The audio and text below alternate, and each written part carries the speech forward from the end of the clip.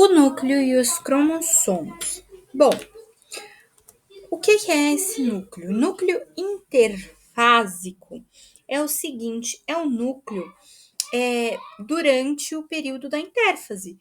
O que é a intérfase? A intérfase é um intervalo de tempo que separa duas divisões sucessivas de uma célula. Ou então, intérfase é o período que separa duas mitoses. A mesma coisa. Período que separa duas divisões sucessivas de uma célula ou duas mitoses. Bom, então durante essa intérfase, o núcleo é chamado de interfásico. No núcleo interfásico, distinguimos membrana nuclear, nucleoplasma, nucleolos e cromatina. Membrana nuclear. O que é essa membrana? A membrana, também pode ser chamada de carioteca, é uma diferenciação local do acúmulo do retículo endoplasmático. Então, uma diferenciação local do retículo endoplasmático. Ela tem a mesma composição do plasmalema e do retículo endoplasmático. Qual que é essa composição? Membrana nuclear é composta por fosfolipídios e proteínas, ou seja, uma membrana lipoproteica. Através dos poros são realizadas trocas entre o núcleo e o citoplasma. E o nucleoplasma, que também está na constituição desse núcleo interfásico. Bom, o nucleoplasma é um gel proteico que acumula os produtos resultantes da atividade nuclear, como RNA e proteínas. E o nucleolo? Bom, o nucleolos são estruturas esféricas que geralmente são encontradas apenas em cada núcleo, compostas por RNA ribossomal ou ribossômico, proteínas e fosfolipídios. No fim da mitose, ou seja, na telófase, o nucleolo reaparece originado de um cromossomo especializado. O nucleolo é responsável por sintetizar RNA ribossômico, ou seja, o nucleolo dá origem, ele produz ribossomos. Nucleolo produz ribossomos.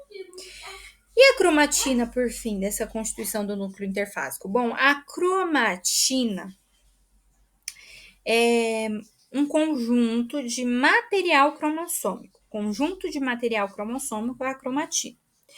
A cromatina é formada por longos filamentos que têm DNA e proteínas.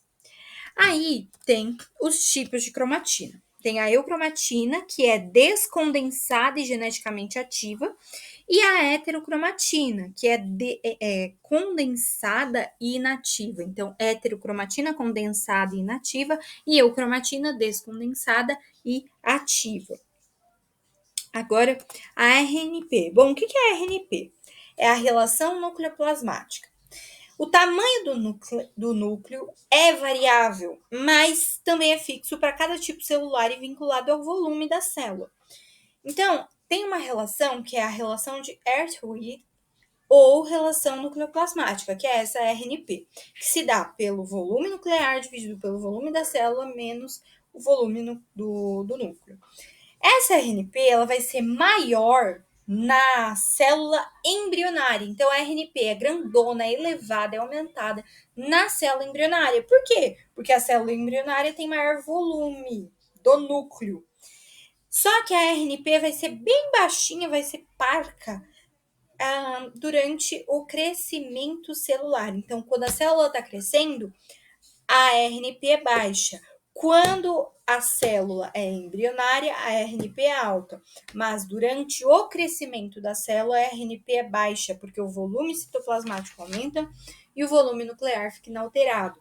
Quando a RNP atinge um certo valor mínimo, a célula faz o quê? Se divide. Qual que é a função do núcleo?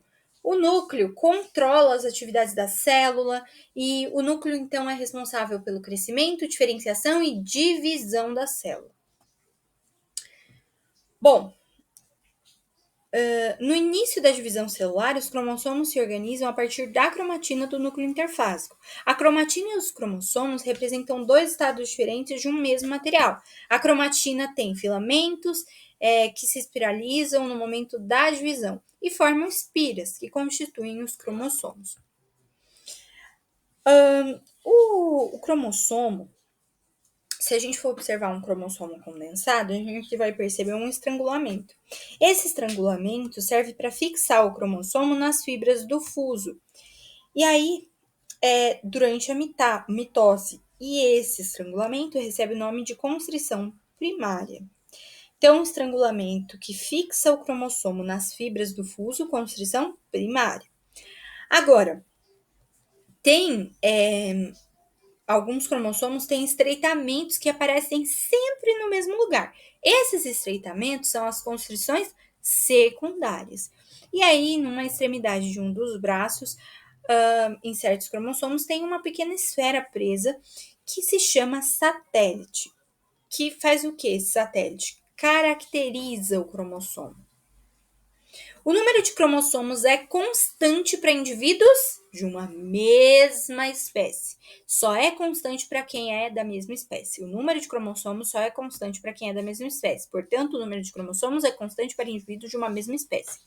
Então, o homem tem 46 cromossomos, o gado tem 60, a ervilha tem 14, o feijão tem 22 e o tabaco tem 48 e por aí vai. Esse número de cromossomos encontrado nas células do corpo ou células somáticas é representado por 2N, ou seja, é diploide. Porque cada cromossomo se apresenta em duplicata, designando-se o par de cromossomos idênticos, ou seja, são os cromossomos homólogos. Cromossomos idênticos são cromossomos homólogos. Aí, então, isso da célula somática ou célula do corpo é 2N, diploide, duplicata, par de cromossomos homólogos, ou seja, idênticos. Agora, tem as células sexuais ou gametas, que contêm a metade do número de cromossomos das células somáticas. Então, a metade, por exemplo, eu falei que o homem tem 46, a metade 23. Então, 23 é o número de cromossomos das células sexuais, ou do número de gametas, de cromossomos dos gametas, do homem, né, no caso. Do homem, assim, vocês entenderam? Homem e mulher, enfim. Do indivíduo, do ser humano. Certo. O cromossomo é constituído por DNA associado a estonas. O que é estona? Estona é uma proteína. Na intérfase, o cromossomo aparece descondensado e sofre o processo de duplicação. A condensação começa na prófase e atinge o seu grau máximo na metáfase. A divisão do centrômero ocorre na anáfase e a descondensação na telófase. E as cromátides, hein? Bom, cromátides são duas metades de cromossomo unidas pela região do centrômero, ou seja, são partes de um cromossomo duplicadas ligadas pelo centrômero. E tem os tipos de cromossomos. Bom, tem o cromossomo telocêntrico.